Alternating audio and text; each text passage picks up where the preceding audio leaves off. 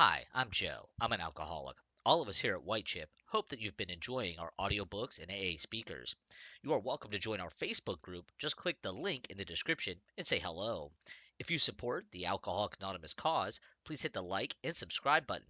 We upload new AA content every day, so if you want to see more, hit the notifications button. This way, you'll be the first to know when we've uploaded a new video. Without further ado, let's listen to the next AA speaker.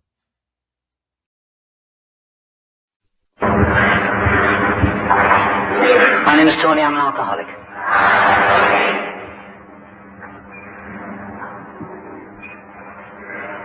I was born in South Wales, which is a good start for an alcoholic. I'm told that the Welsh are related to the Irish, and that makes it even worse. I did actually drink for many years thinking that being Welsh was the reason I drank. The Welsh are a kind of dark, gloomy people. In Wales it's always raining, as far as I can remember anyway. It always rained on Sunday. So they're kind of gloomy, religious, and damp. And my father was a very gloomy man, and I know we're not supposed to say it in AA, but he said he did the best he could. But I always remember my father saying to my mother, "There's something wrong with this boy."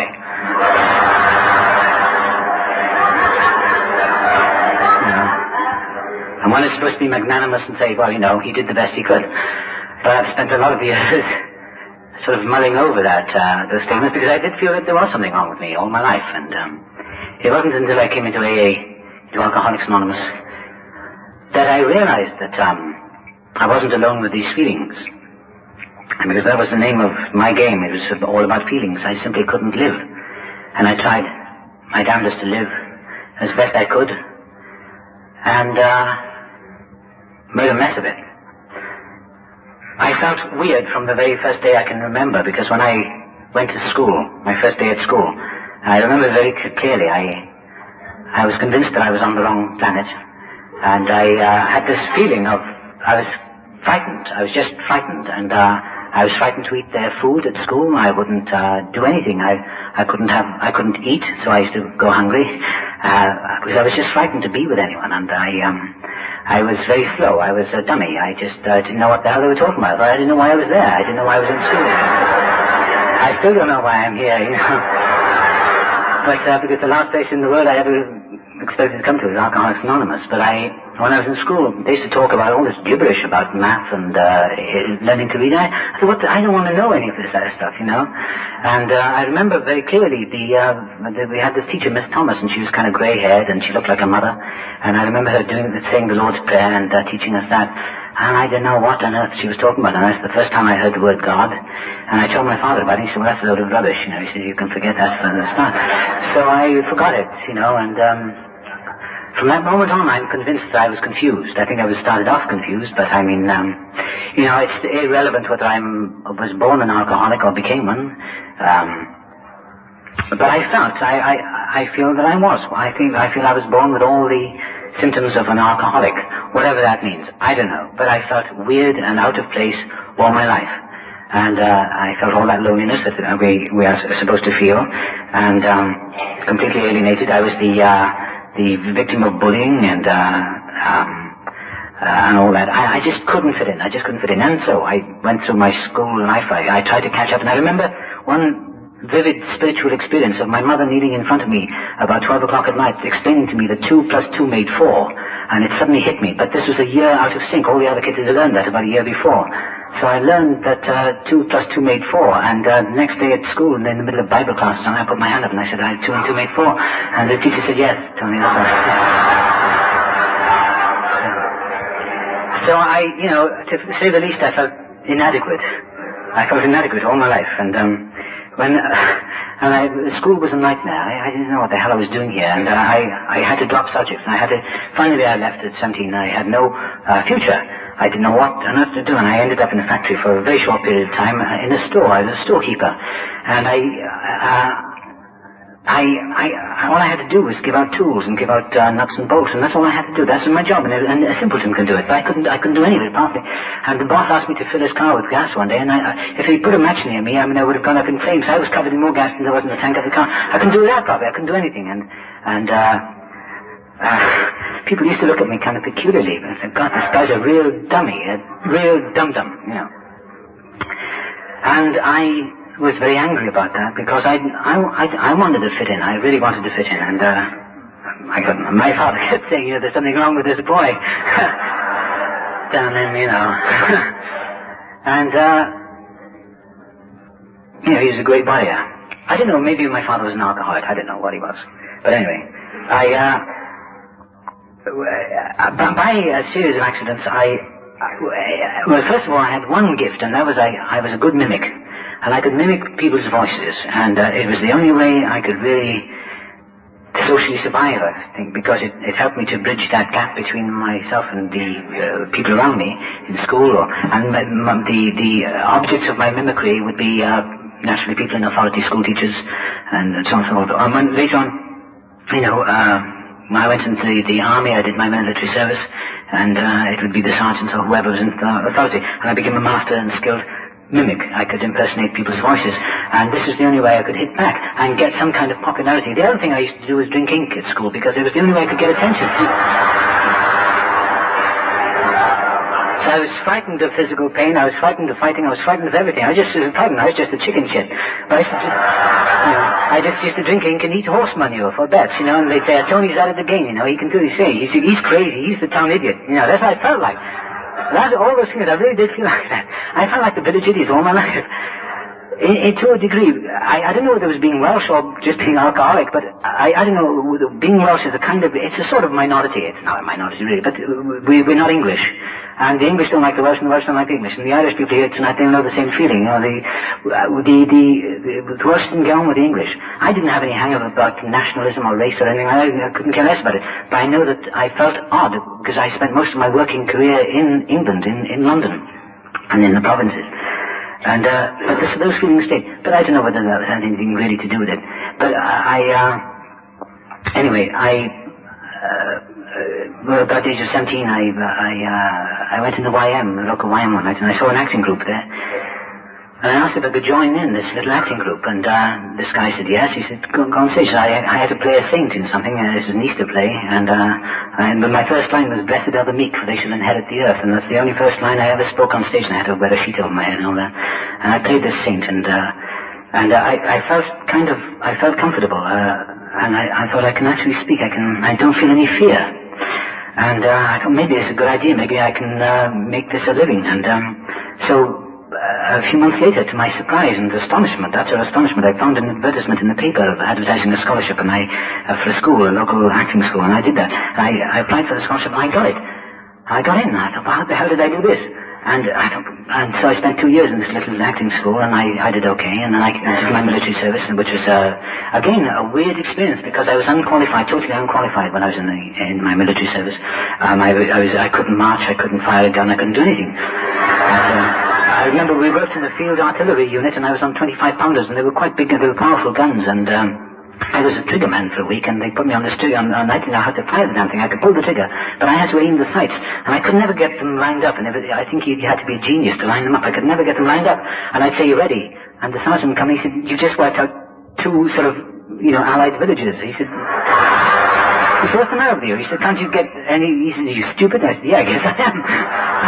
Other guys could do it. They could get them all lined up, and I thought, what the hell is the matter with me? I had this feeling that there was something really deeply wrong with me. And so I'm in military service, and I didn't really start drinking. I went out Saturday nights, maybe had a couple of beers, and I was a kind of lone drinker. I didn't, all those weird feelings were there, manifest and powerful in the army. I just didn't fit in. But again, I had this mimicry. I could impersonate people, and I could get people out on the parade ground and then hide, because I'd imitate a sergeant or so, and I could get people to... But that's the only way I could... But I went to a clerical school, and I couldn't qualify there. I learned... I was supposed to type letters, and I couldn't even learn to type. I sound like a real loser. I I couldn't learn. I could learn to. I could type, and I could type fast, but I couldn't type accurately. You know, I could type bum, but yeah, I couldn't. Or make gibberish. But I got a job. I got a job in the regimental office. I mean, a top job in this regimental office. And they did. They saw through me. They knew that they had an idiot on their hands, but they didn't fire me. And the sergeant used to look at these things I'd type. They'd be kind of court-martial, you know, or letters, or whatever, you know, stuff I'd have to type up. And I'd be sitting there, and I'd look at it, and I'd give it to him, he'd inspect it, and he'd look at it, and he'd say, "What have you done?"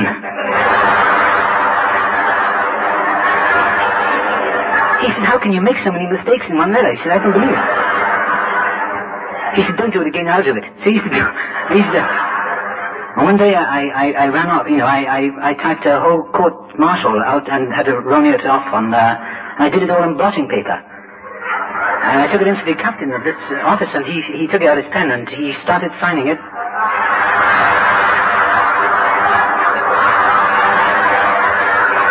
And he looked, he said, "When do you go on leave?" I said, "Next week." He said, "Thank God for that. Send the sergeant money." He said, "How did you do it?" And I stayed for 2 years like that, protected. I mean, I had the best, cushiest job in the regiment. I mean, I didn't do anything, you know. I didn't have to do guard duties. I just, you know, imbeciled my way through, you know. I don't know how I did it. But anyway, I stayed in, and I came out of the army, and then I pursued my career. And I didn't know what. And I was fired from one job. I became an assistant stage manager in a provincial rep in Manchester, and I did everything. I used to work the turntable sound equipment, and I used to put the national anthem on in the middle of a scene or something, you know, and I brought the curtain down once in the middle of the scene. And this director, David Skase, his name is, he looked at me, he said, "There's something really," he said, "there's something really weird about you, you know." And he had to let me go, he said, "Look," he said, I suggest you go away and get some more training," he said, "because you're really weird." So I applied, and I trained for another 2 years, and then I got a bit more confident. I suppose I was about, 22, 24 or something then. And I was away for 2 years in this acting school in London. I started to get confident, and I knew what I was supposed to be doing. I started understanding the principles of what I was supposed to be doing. And then the drinking, that's when the drinking started. But it wasn't, I don't know, it's a kind of vague area that I used to go to the local pub, and I always seemed to have enough money. I don't know, I used to have $14, I suppose it was £7 a week. I don't know how I lived, but in those days, it was 1961, it was about $14, $15, $16, I don't know, a week. I don't know, it was a grant, I don't know how I lived. Maybe things were much cheaper then, but I used to drink on top of that, you know, and I used to survive. I got into a bit of debt. And I used to start going over the pub lunchtime and at night, you know, and when I came out of training school, I went into provincial refugee companies, and then the drinking started again. I mean, it started a little more insidiously. I was given some pretty good jobs to do, and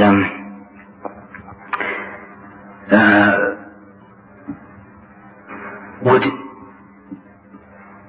not drink much during the actual work, but just before going on stage at night, I'd have a couple of beers, you know, and everyone else did.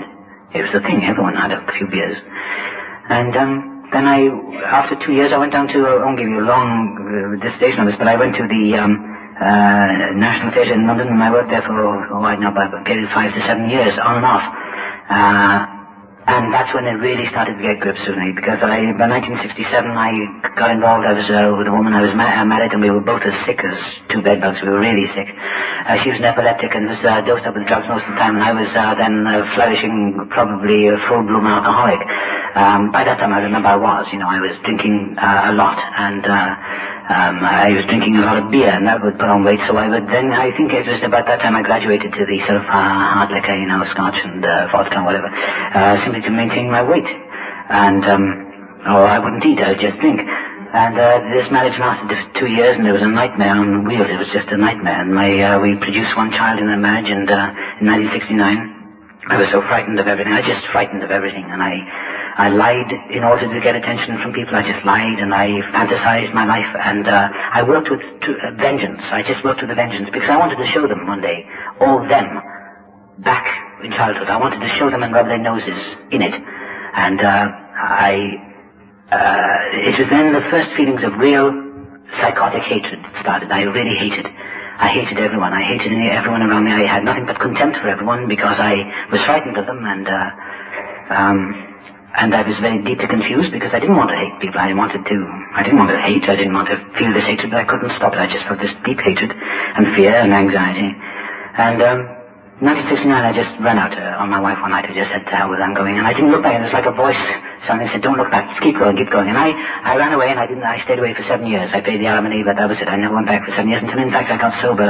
In my second year of sobriety, I made amends, and I went back and saw my wife and daughter. And to my utter amazement, they had both grown very well without me. And my daughter grew up, and she's doing fine, and my wife is doing fine, and so on and so on. And I married the second time. I married a woman who was one of those caring, sharing people, you know, who never got in my way. She was like it was poles apart from my last wife, from my first wife, and she was a woman who she's not an alcoholic. She's all those weird things that non-alcoholics are, you know, a glass of wine and that's it. And she didn't stand in my way. She let me get on with it, you know. She thought it was all right what I was doing, and I was working well, and I was getting a lot of success, and I was working well as an actor. And the only thing she couldn't understand is when we went out to a restaurant, why I ordered 2 bottles of wine. She said, why are you ordering 2? I don't want a bottle of wine. I said, well, we may both want a bottle. Let's, keep it, save the waiter, double trip.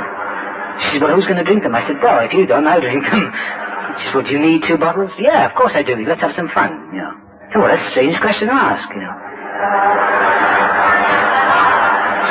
Do dumb things like that, like she brought home a big bottle of wine when we were living in Westwood. She let's try and make that last a month. She was nuts, you know. It was one night. And she was the supplier. She gave me the care and the love that I needed, I guess. She did. No, I guess she did. But it wasn't enough. It just wasn't enough. And what I couldn't understand was my drinking was getting worse. It was getting worse. It galloped.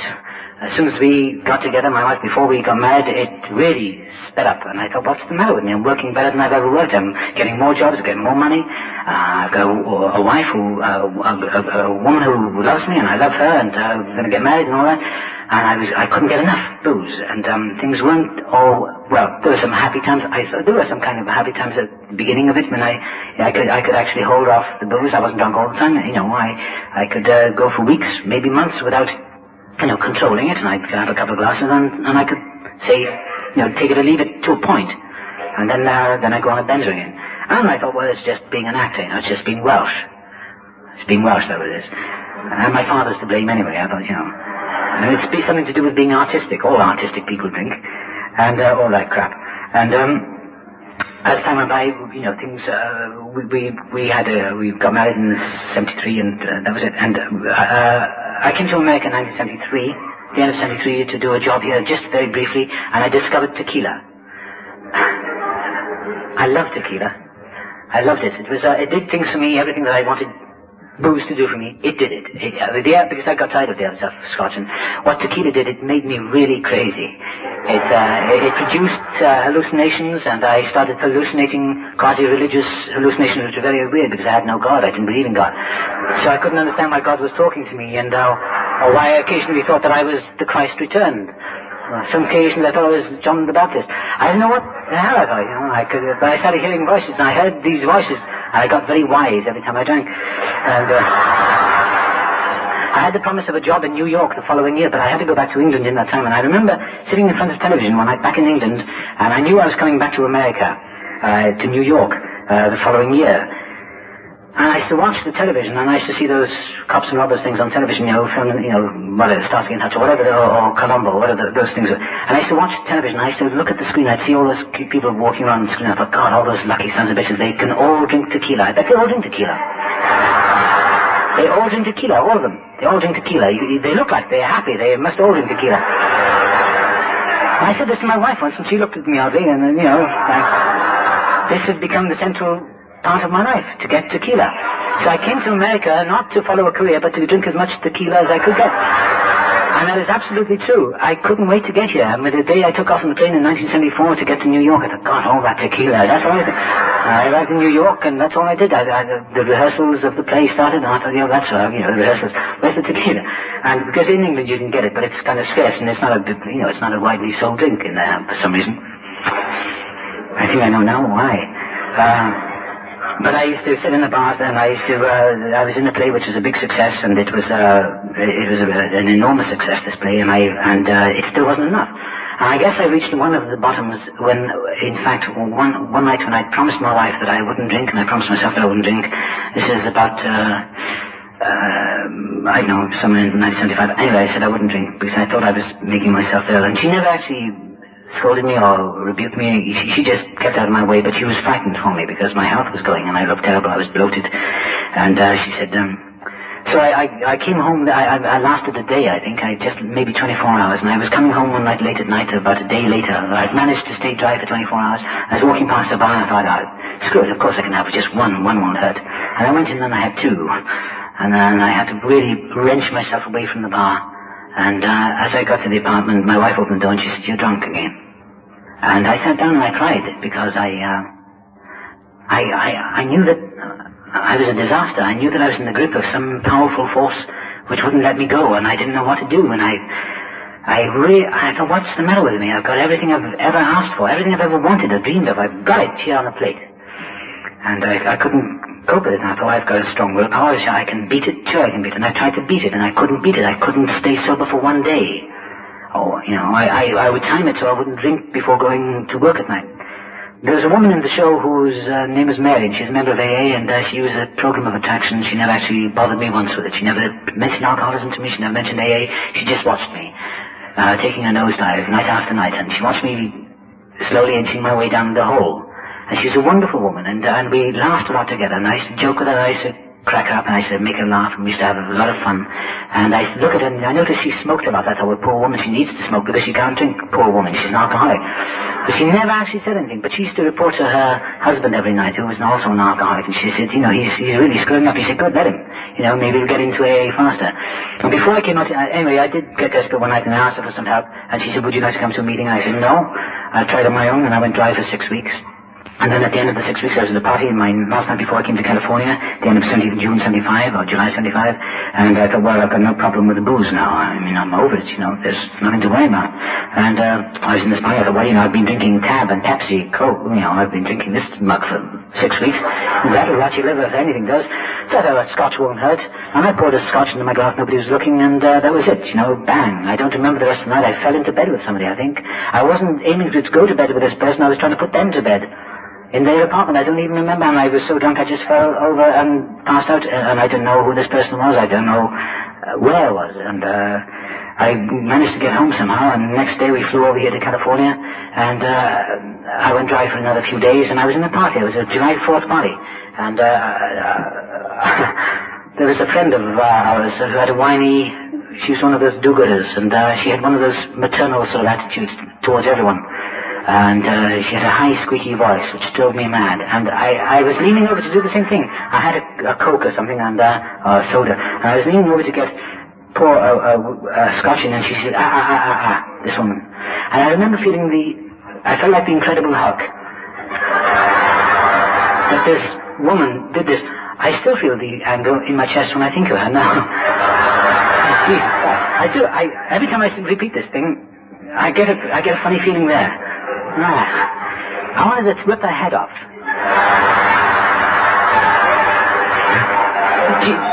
Do you know what anger is? Rage. Well, that was it. I just wanted to rip her head off her stupid body.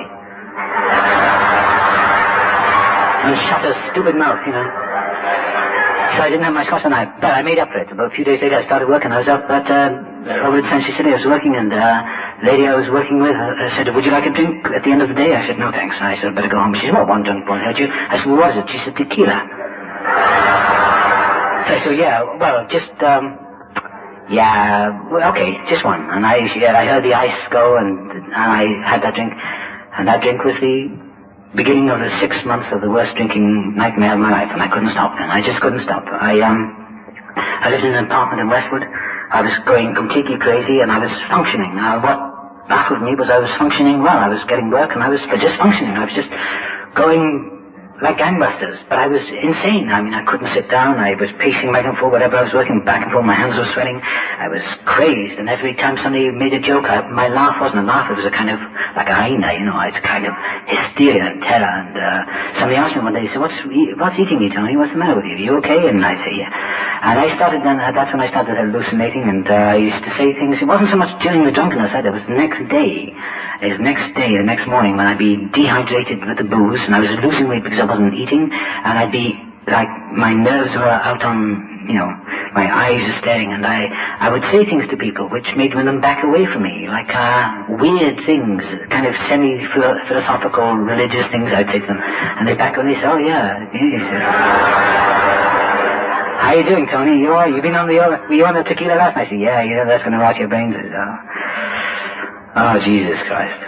It was terrible. It was, but I think my brain was softened up enough to come into AA, because I really was getting these kind of religious hallucinations. And so when I came into AA and somebody mentioned the word God, and the guy was sitting next to me that night, I said, don't worry about that. I said, no, I understood. Because anyway, my wife left and went off to England to give me some breathing space and to leave me alone and let me die. She did that very thing. She just wanted to let me go. And she went back to England for Christmas, and I cleared off. I was on my way to New Mexico. I wanted to get some magic mushrooms because I get Carlos Castaneda, so I wanted to get them.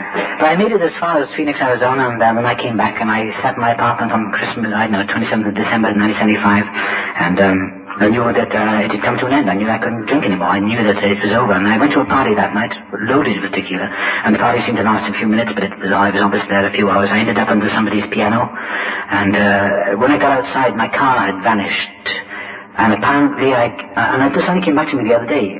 I'd driven it, not far, but I'd driven about 3 miles, enough space to kill someone, you know. And I'd lost my car, and apparently I'd left it at my apartment, with the car with the doors open and the lights on and the engine running, and called a friend to come and get me. And when I got back to the apartment the next morning, the caretaker, he said, you left your car out last night? He said, I put it away. He said, you left it in the middle of the street, he said, with your engine running. But what amazed me was that although I'd driven in blackouts before, this night the horror of it really struck me. It really hit me. I thought I could have killed somebody, and I haven't. And I said to this man who was with me, I said, I'm an alcoholic and I need help. And I woke up. And I went drive for 24 hours, and I went to the central office in Westwood, and I stumbled in there, and I expected to find people lying on the floor. And there was a woman who was not an alcoholic. Her name was Dorothy Stewart, and she used to answer the phone. So she wasn't an alcoholic. She was, but she drove at me, in fact. She was there answering the phone, and I went in and I sat there, and she was a woman. She had white hair, and she was just what I needed. And so I'd run out of everything. I ran out of friends and excuses. I'd even run out of my wife, and I was over. And I knew I couldn't drink that. I didn't know how to stop, though. I thought, I remembered Mary in New York. And she explained a few things to me, and she said, go home, and Sonny will pick you up and take you to a meeting. And as I stood up, she said, it's going to be okay. You never have to drink again. And she, why don't you just trust in God? And power is over. The craving for booze left me that instant. I had a sense of a voice inside me which said very distinctly, it's all over, now you can start again, and it's all been for a purpose, and don't forget it. And that's all. And it was a big voice inside me. And I felt the physical relief. I could breathe. And I went home and I got on my knees. The first time I'd ever been on my knees in my life. It was like I was pushed on my knees, and the breath went out of me. And I said, God help me, I can't go on. And something happened, and it was over. I thought, well, why not? You know, whatever and I came into AA, and I haven't had a drink, or desired to drink since that night. And I thought when I got into AA, I thought, well, this is it, you know, because I took the program, I held on, and I was told to hold on. I was told to keep going back, and not to take that first drink. I went through a few days of terror and not terror, just doubt and anxiety, when I just thought, well, maybe I won't be able to make it, because I've never made anything else. I've never been able to succeed in anything else. And but it's okay, and I kept going to meetings, and I got a sponsor, and I've been going to meetings ever since. But when everything started to work out as it was, I thought, well, this is it, you know, for the rest of my life I'm just going to be nice and comfortable, and I'll live a nice kind of quiet life, and it'll be good, you know, and I won't have to, you know, fine, I'll go to meetings, and I'll just get on with it, and follow my job, and, you know, and do all that.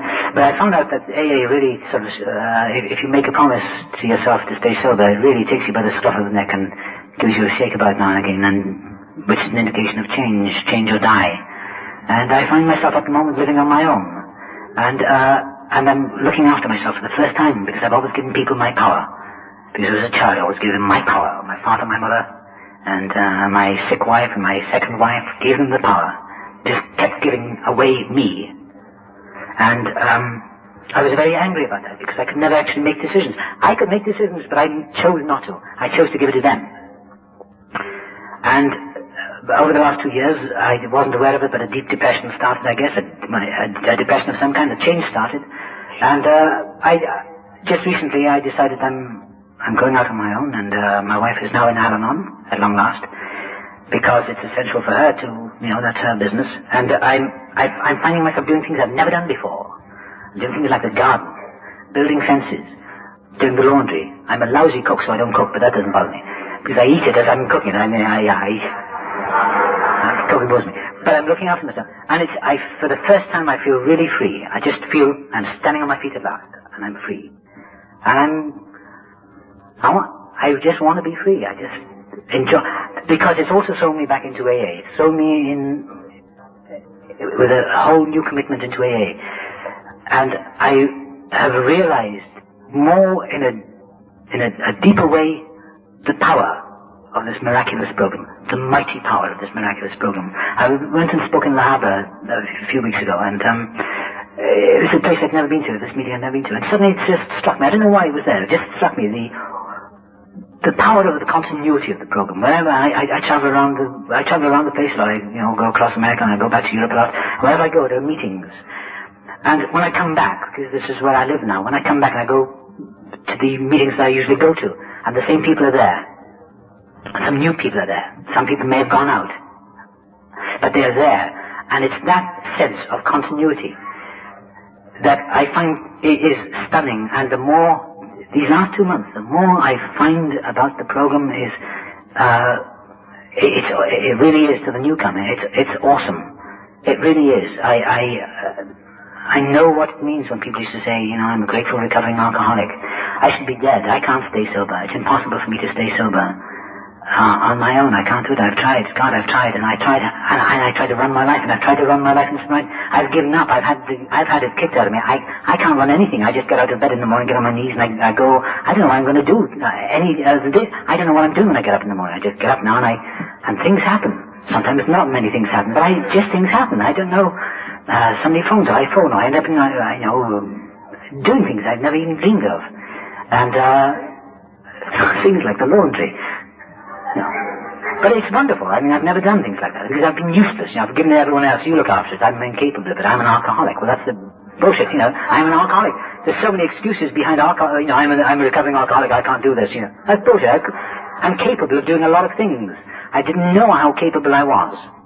And I feel, at last, the uncanny thing of being this dope that I was at school, this idiot.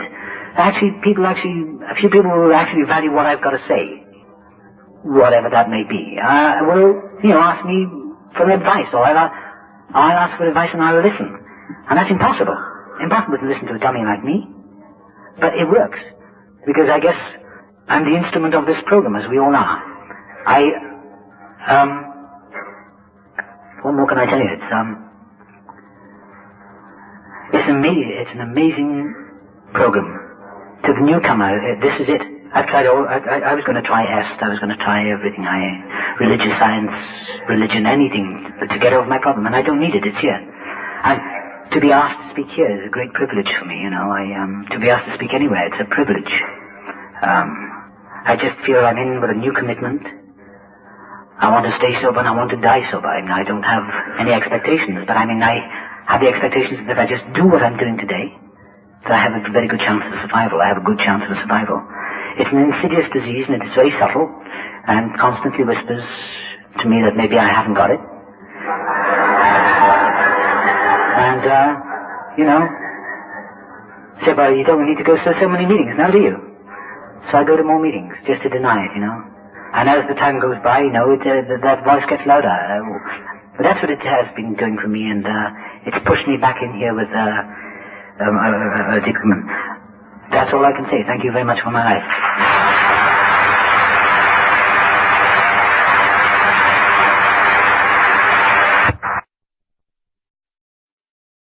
My name is Tony. I'm an alcoholic. I want to thank Rita for asking me to share here tonight. It's a great privilege to share at the Pacific Group. I haven't been here for 10 years. You have to forgive me. I knew you were going to do that. Because I went back to England to live. I've been back in California, in Los Angeles for the last 5 months working. And I feel it's almost like it is my home in a way. Though I was born across the water in Wales. I'm Welsh. I suffered the Celtic disease of alcoholism. I thought being Welsh was the reason I was what I felt like all those years. And in 1975, in December 29th, 1975, Monday night, I was taken to my first Alcoholics Anonymous meeting in Pacific Palisades. And the most extraordinary thing happened to me, which changed my whole life. I was then 37 years of age. I was about 2 days before my natal birthday. 2-3 days before. And what happened on that night, a man called George C. picked me up and took me to my first meeting. I'd phoned AA Central Office that morning. I went in to see them, because I didn't want them to come and see me with their raincoats and Bibles and... That's what I thought it would be like. Smiles and charity and nice, gentle old ladies, you know, with cups of tea and cookies and all that. And I didn't want any of that, so I went in to see them. And I met a woman who's managing the office that morning. She was answering the phone. Her name was Dorothy. And she talked to me for about 10 minutes or 20 minutes. And she said a few things which really bombarded my mind and opened my mind up. And she said, why don't you just come home and rest, because you don't ever need to drink again. And she said, why don't you just trust in God? And I've been, I thought I'd been an atheist or an agnostic all my life, because that's what I was brought up. I was brought up neither Catholic or Protestant or anything like that. Maybe I had an advantage. My father told me there was no God, so I believed him. And I felt a tremendous loss all my life. And that morning in Central Office in West Los Angeles, in the west of the Central Office, that woman Dorothy, she died some years ago. In fact, she wasn't an alcoholic. She was looking after the phones in Central Office because she liked to work for AA, and because her husband was a member of this program. Anyway, she said, you know, why don't you trust in God? And something opened in my mind, in my heart, in my whole being. And I guess I experienced a tremendous surrender. And I walked down on the street, on Western Boulevard, and everything seemed to light up. And the big, powerful voice said, it's all over, now you can start living. And it's all been for a purpose. And I knew that something had happened to me. And so much so that I went and called on a priest on the way back to my apartment, and sat in his office and told him I found God. He said, well, congratulations. So I said, he said, have you managed to find God? I said, well, I'm an alcoholic, I've just joined AA. He said, well, that's good. He said, they'll help you. I said, is it a religious program? He said, I don't think so. He said, but you know, you'll find help there. He said, they're all alcoholics. He said, they're all a little crazy. He said, but they'll all help you. And that night, this man George C. picked me up and took me to my first meeting in Pacific Palisades, and I heard Chuck C. speaking that night. He was the main speaker. And at the end of that week, I heard Clancy speaking at Rodeo. So I was really bombarded by two powerful members of Alcoholics Anonymous. I mean, powerful in the, you know, they said something, you know, two very fine speakers and men who knew and know a great deal about this program and about the nature of alcoholism. So I was very privileged because I was given a crash course in this program. I'm just for those two speakers. But that night, something had happened to me in Palisades. I met a friend who came over to me when I came through the door, and he's sitting here tonight. He became my sponsor and a close friend, Bob. And he said, how are you, Tony? He said, we worked together about a year ago. And I said, yeah. I said, what are you doing? He said, I'm an alcoholic. I said, I think I am too. He said, good. He said, you know, there's a seat over here for you. And George and Bob sat on either side of me, and Chuck C. spoke. And I thought that Chuck C. had been sort of organized to speak directly to me, because that's what his power was. He spoke directly to you. And I was in a room Not as big as this, but I was in a room full of people who were just like me. And what I'm trying to get at is what happened that night was it was a complete turning point, because I'd always felt completely alien and outside. I felt like I was outside the chicken wire, looking in at the playground, because that was the reality of my life ever since I was a little kid. I've been blessed and cursed with a kind of eidetic memory, I suppose, a visual memory. I can remember way back. It's not a curse. I feel so terribly gifted to be given a memory where I can remember details in vivid color, and then I remember dates right back to the age of 6 years of age. I can tell all kinds of things where I was in certain parts of the year and all that, going back to about 1940s. So I have this very keen visual sense of my own life, going way back. And I always had that peculiar feeling that I didn't belong anywhere. My first day at school, I was 4 years of age, 4 years and 2 months old, and I knew that I was on the wrong planet, because all the other kids seemed to group together, and I couldn't join anything. I couldn't join in any group. I couldn't. It was physically impossible for me to. I mean, I was physically and psychologically and emotionally incapable of being part of anything. I was like a magnet, a repelling magnet. I couldn't get near anything. I'd be pushed aside. Something with me would push me aside. And that feeling stayed with me right into my adult years. I became an actor because I thought that would help me in my sense of self-confidence or whatever. And I became an actor by accident, really, and a series of mishaps. I thought that, I look back on it now, it seemed to be a peculiar destiny. It was the only thing that made me feel that I would belong somehow in the world. I thought if I could become successful and I could become and achieve a great deal of this, that, and the other, I thought, well, that would fix me. And to a degree, it did fix me to a point. There were a little, it satisfied my ego. It helped me feel that I was accomplishing things. I was a workaholic. I would work longer than anyone else. I'd be at rehearsals 3 hours before anyone else could get there, so I could outsmart and outwit everyone else. And then nobody could cross me or criticize me, because if they dared do that, I'd snap their heads off. And I thought I was very smart, and at the same time I realized I was just garbage. I mean, I just had no sense of belonging. I had no sense of identity, no sense of any self-esteem at all. And I felt like I was one great sob. I felt like I was on the edge of tears all my life. And I don't regret any of it, because it's been the most enriching experience. I can't regret it because it's the reality of my life. And when I was about, 16, 17 or something, I started drinking, like everyone else did in England, up at that age. And I got away with it for some time. I didn't get into any serious problems with it. I started drinking quite heavily in the 1960s. I did my, what we call in England, military service, what you call the draft here. And I didn't drink regularly, or Saturday nights, because I couldn't afford it. But I didn't get drunk, I didn't get smashed.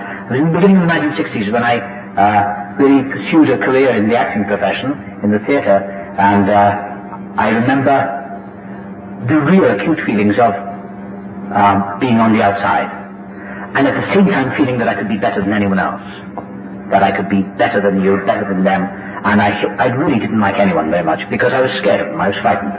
So that's basically what I felt was just fear, crippling fear, and anxiety, and isolation. And in the 60s, I went away to a kind of acting academy, or school, whatever you want to call it, the Royal Academy, and I started drinking heavily there. But I managed to stay the course. I think, like all alcoholics, I'm a great survivor. We're all survivors. And I don't know how the hell I survived, but I survived. And I drank enough to put me away. And I drank for 15 years. And I was never a spectacular drinker. There's nothing exotic about my story. It's a pretty dull, dreary, long, boring toothache. That's what it feels like. It was just sad, rambling, morose, and tearful. There's no Humphrey Bogart, John Wayne drinking for me. I mean, they had good scripts anyway, but I mean, and I was living in London in the 60s. I hated the 60s. I mean, I don't remember much about the 60s, the worst decade of my life. Everything to do with the Beatles or Mick Jagger or the Beatles or whatever, I hated it all. I couldn't stand it. I loathed it. I loathed the 60s. I think because everyone said they were free, and I didn't feel free at all. I felt imprisoned and lonely. And it was a time in the London theatre scene where everyone was very nasty. It was the sort of post-John Osborne era when everyone was very angry and vicious and vile and seemed to be very successful. So I thought, well, I'd join in with them. I'd become vicious and vile and nasty like them. But I kept falling over. And getting lost in the men's room, you know. I'm not your regular two-fisted drinker. My capacity was pretty small, you know. I just didn't have my threshold of tolerance was poor. I'm glad to say. And that feeling I could never throw off, the feelings of being out of place, out of kilter, and on the outside, never left me. And they grew more intense, and the more intense those feelings became, the more ambitious I became, and the more rigid in my demands on myself and on everyone else. I was a fiend to work with, so I say. I mean, people I've checked in with since and made amends to say I wasn't that bad. It seems to be the alcoholic story that when we make amends, people say, oh, well, you didn't drink that much, you know. Or, you know, you weren't that bad. And that's my experience. You know, I've gone back and I've over the road and talked to people and say, I'm sorry, but, you know, made amends to them. And they say, well, you know, I'm glad you're better. I mean, you didn't drink that much. You're not an alcoholic, really, so I don't argue with them. But, you know, I guess we've all gone through that. But I just had to fill in the hole in myself by working myself really to death. Kind of just working and pushing myself to reach success and achievement and so on and so forth. And of course the drinking got worse. And in 1974 I came to New York to do a play, and I discovered the American bar, because in England we have licensing hours, or we used to. So you can only drink for certain, you know, but you can only drink for certain hours in the day. They've removed those laws now and changed them. But anyway, in New York I found the magic of the American bar. And I'd also become very addicted to tequila. And I'd never drunk tequila in England, but I found it in America. In fact, I found it the year before. I was here in 1973 and I discovered tequila. And I couldn't wait to get back to America. I wasn't interested in the career anymore. I was just interested in getting back to England. So I'd been working somewhere out here in California, and that tequila did wonders for me. I mean, it unzipped my mind. I hallucinated. I went on I suppose they were like acid trips. I started seeing things that weren't there, and I started having strange quasi-religious experiences, which is very odd for an alcoholic, for an atheist, or an agnostic. And I went back to England, and I couldn't wait to get back to America, not to do a play or to act. I just wanted to get hold of tequila. I didn't have the sense to go to the bar, to the local bar. I don't think they sold it in England in those days. But as soon as I got back to New York, it was in August 1974, August the 14th. I always remember it. We arrived at the hotel, my wife and I, the Algonquin Hotel, and I had a week before rehearsal started, and I went straight down to the bar and got smashed on tequila. And I came back up to the room about hours later, and I said, I think I've found the right alcohol for me. I think it really works for me. And then I fell over and passed out. And I spent the rest of the evening hallucinating, and I couldn't wait to get back to the bar the next morning and start again. And then I turned up at there was a party given for the cast of this play on the first night in this producer's flat, and I turned up smashed out of my mind, and they looked at the man who was going to be playing this part in this play. Now I was drunk and rambling, and I told the author of the play what I thought of this play, really. And I said, well, you went wrong, you should have rewritten this act, and he just nodded at me, and I told the director what was wrong with his work. Next day, it's amazing how forgiving people are, you know, to us alcoholics. The next day I went into rehearsal, and I don't remember much about the night before. But people were very kind, and they were very nervous of me, because they didn't know what to expect, because you know, all they could see was this drunk, and I was the only English actor, you know, I was the only Englishman in this place, so they heard about the reputation of English people and their drinking, so they didn't know what to expect from me, this full-on alcoholic. And there was a woman in that company who is a member of AA. Her name is Mary, and she never said a word to me for 8 months of that run. She smiled a lot at me, you know, and she had a lovely smile, and people told me that she was an alcoholic, and I felt very sorry for her. They said, well, she's a member of Alcoholics Anonymous. I felt even sorrier. And I noticed she smoked a lot, and I thought, well, she'd have to smoke to calm her nerves. If she can't take them, she's got to have something in her life room. And she used to smile, and she listened to all my dumb jokes, and I used to fool around on stage and all that. And I used to sometimes invited to the bar with me over to Charlie's on 45th Street. And sometimes she would come with me, I think just to make sure I wasn't getting into too much trouble. And I think I had enough kind of respect for her that I didn't offer her a drink. But I'd ask her sometimes, I said, don't you drink at all? And she said no. And she never said anything to me about why do I drink. She never did any of that. She was really a program of attraction. She really observed that tradition. And she told her husband, who was also an alcoholic, she said, well, what do I do? And he said, let him die. And she said, but he said, let him die, let him do what he has to do, don't interfere with his drinking. And I think in a way that's what got me, that's what really hooked me. Because one night in New York, on my last night there, I was very drunk in a party. The last 6 weeks I ran this party, and somebody gave me some, I don't know, some grass I supposed to smoke as well. I said that wasn't my thing, but I was just a drinker. And I was in such bad shape, and I asked her for help.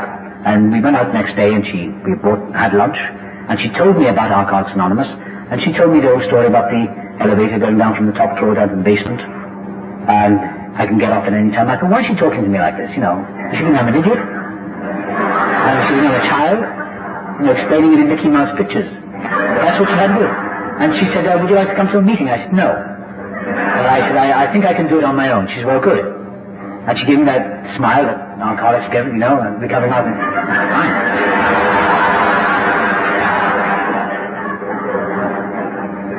She reminded me of something like those musical films, Julie Andrews, always smiling. She said, well, good luck. And, I had 6 weeks and I did it on my own. Everything started looking good. I started losing weight and I felt very fit. I had a little bit of grass in between, but I didn't drink. I drank gallons of tonic water. I couldn't drink, and I just drinking gallons of that stuff. But, and things seemed okay. They seemed fairly comfortable. And Mary, would encourage me and say, well, you're looking well, maybe you're not an alcoholic. She was so cunning, this woman. She knew I was not. Maybe I'm not. I said, well, maybe I'm not. She said, well, we never know. And on my last day, there was a little party in between the matinee and the evening performance, and there was some wine. I had just one wine. I took that wine. And she was there, and she just watched that wine go down. She smiled even more. And I went to another party that night, a farewell party. I was coming out here to Los Angeles the next day. It was July the 1st. She got a memory of the date. And it was a big party, and there was a lot of booze around, and I'd been drinking Coca-Cola, whatever it was. And I thought, well, 6 weeks, what's the problem? I don't have a problem with alcohol. How can I be an alcoholic for 6 weeks feeling great? I'd even given up smoking, I think. So, that's how cunning it is. The little boy said, Tony, you've got no problem, You don't smoke, you don't drink, I mustn't have it. Come on, you can have a drink. So I did the inevitable, and I poured some whiskey into that Coke, and I drank that. And next day I woke up in a strange bed with about 4 people. We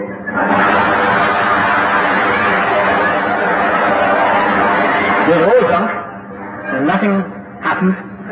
We were all so unconscious, I didn't know where I was. My wife, dutiful to the end, waited for me to get back home. And we got on the plane midday and flew out to Los Angeles, and I felt terrible. I thought I'd so let myself down. I felt such self-disgust. And I had another valiant try at another few days of sobriety or being dry. And I went to a July 4th party up in Palisades at somebody's house. And I was really trying my best to not drink. And I remember there was a friend of ours, a well-meaning, irritating nightmare of a woman. She's one of my close friends, but I wanted to kill her. So I had my Coca-Cola, and I was about to pour the whiskey in, and she said, And you do that to an alcoholic. I wanted to take her head off. Anyway, she was doing it for my good. But eventually, within a few days, I started a television thing here, and the woman I was working with was drinking tequila. She said on the first days, at the end of the first day's work, she said, would you like a drink? I said, no, I better go home. I had a flat in an apartment in Westwood. I said, no, I better go home. She said, would you like, just a little drink? And she had a paper cup, or a polystyrene cup. I said, well, no, I better not, because I think I've got a bit of a, I'm trying to stay off the booze. I'm trying to stay off the drink. And she said, well, Mum won't hurt you. I said, well, what is it? She said, tequila. And I can remember the ice in this paper. It was something to do with a paper cup that made it attractive. We were on the street in Century City, I remember. And there was that cup and the ice. And she will have it. I took it. I remember drinking it all back. And 6 months later, I came to Alcoholics Anonymous. Because it was the worst time of my life. Those last 6 months, it was the worst and the best time, really. And that's what I drank for the last 6 months. It was 6 months. 5 or 6 months, from July to December. And that's what I did. I drank and drank and drank. And I'm very grateful to tequila because it made me hallucinate. It really punched my head in. And it was the champ, and fortunately I learned in the end not to get back in the ring with the champ because it killed me. And my wife left in Christmas '75 to go back to England to see her folks because she'd had enough. I think she was not technically leaving me, but she wanted to get out of the way and let me die if that's what I wanted. And she was one of those, by nature, almost a candidate for Al-Anon. By nature, she didn't interfere. By nature, she had an instinct not to nag me, not to teach me a lesson. But she'd had enough. I could hear her crying sometimes in the morning, and that really killed me when I could hear her weeping, see the puffy eyes, because she couldn't cope. She didn't know what the hell was wrong with me. I remember when she brought home, she thought, well, maybe she could help me. She brought a big bottle of wine. We're invested. And she said, let's try and make that last a month. Well, I said, why?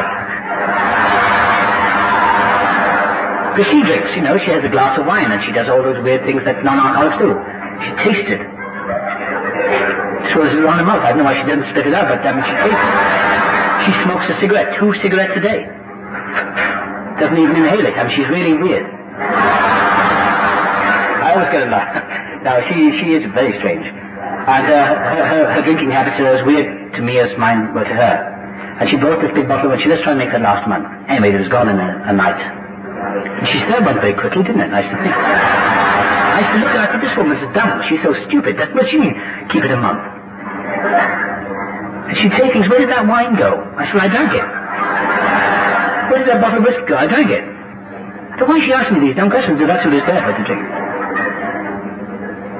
And she came back, she went back to London and to see her parents. And I went off heading for New Mexico. Because somebody told me about Carlos Castaneda and the magic mushroom.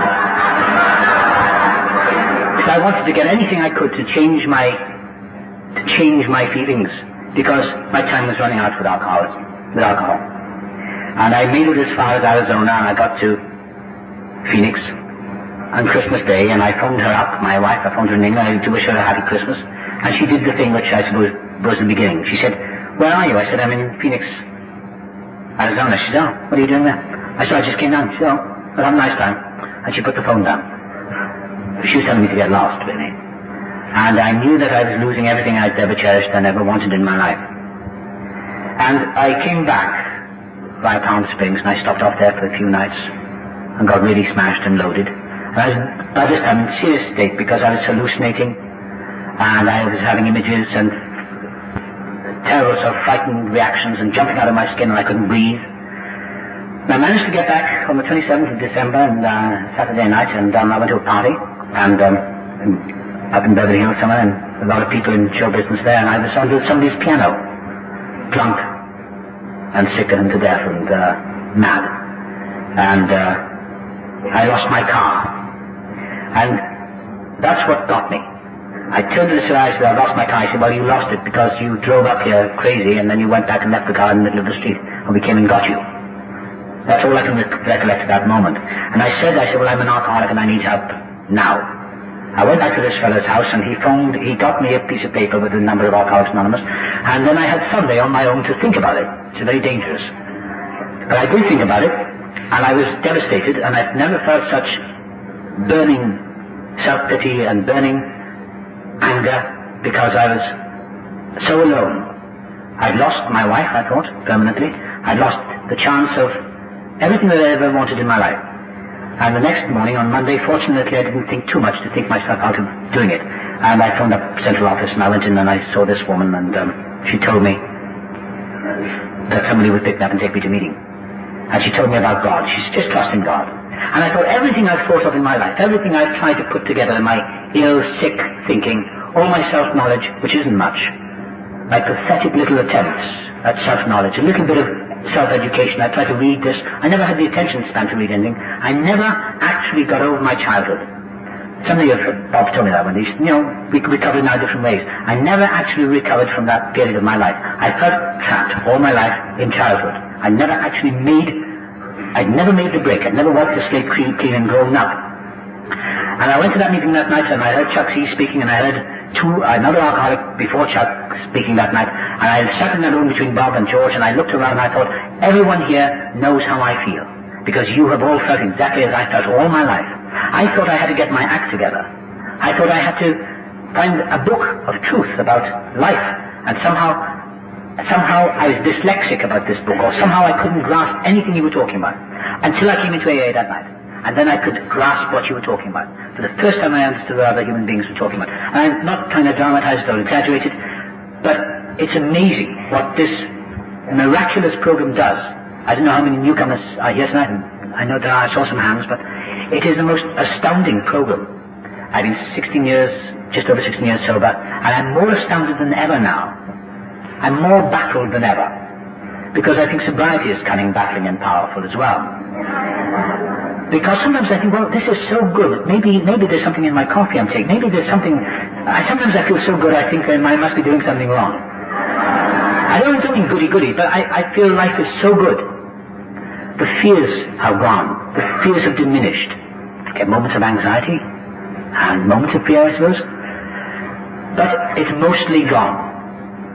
And I work with people. I mean, my business, there are lots of alcoholics around, and practicing alcoholics and drug addicts in my field of work in acting. And I'm working at the moment here, and I've just finished work on something here. And I'm working with a couple of people who are very crazy and talented and, a little out to lunch.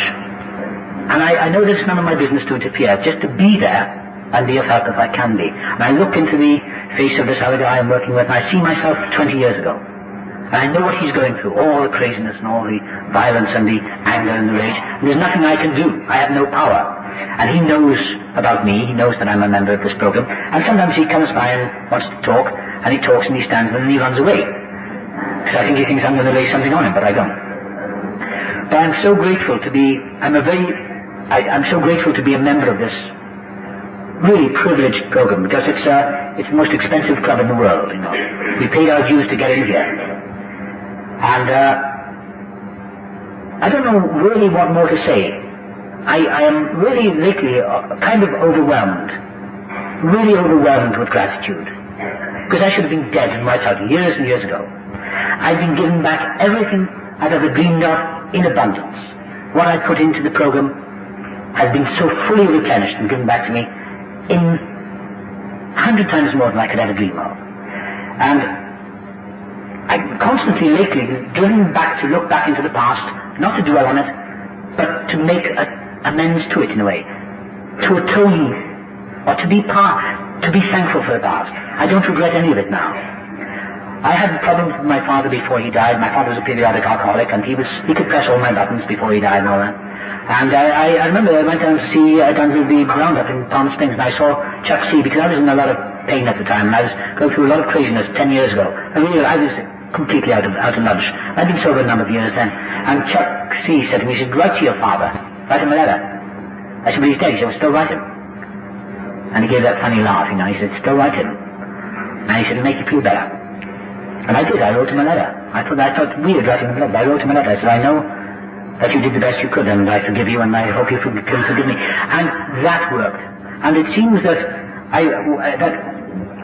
my life has been one of the last few years of going back and cleaning up the slate, just wiping the slate clean, making amends to people, not because I've chosen it that way, but because I've been put in people's paths in that way. I've had chances to rework with people that I'd offended or hurt. And I think standing here repeating what I'm trying to say is an act of futility, is an exercise in futility, really. All I can want to hear myself say is that I'm so grateful.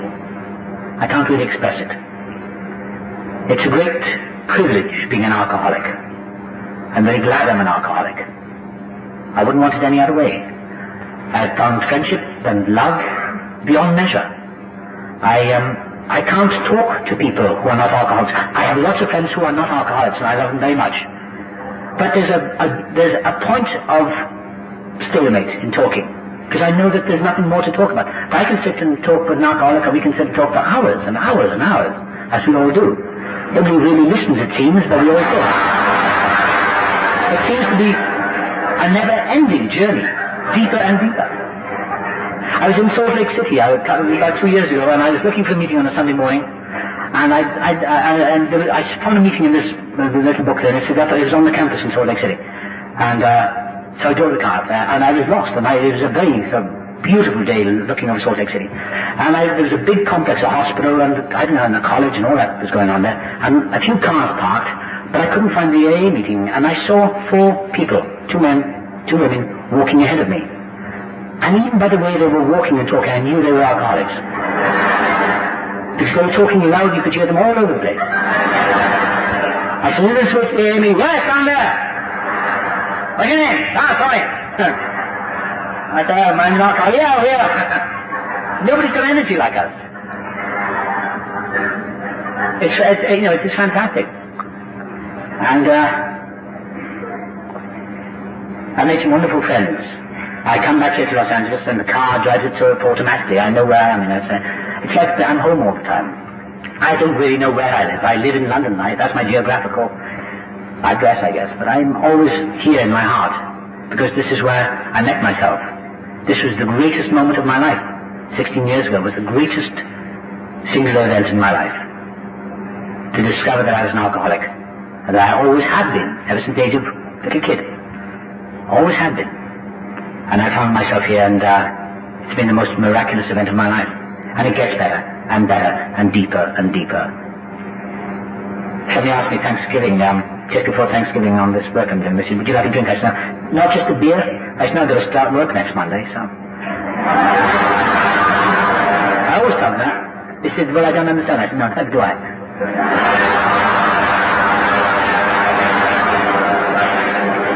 Again, I just say it's a great privilege to be asked to speak here, to see you all, and thank you, Rita. It's great to see Clancy again, and all of you again, and old friends. Thank you for my life. Thank you.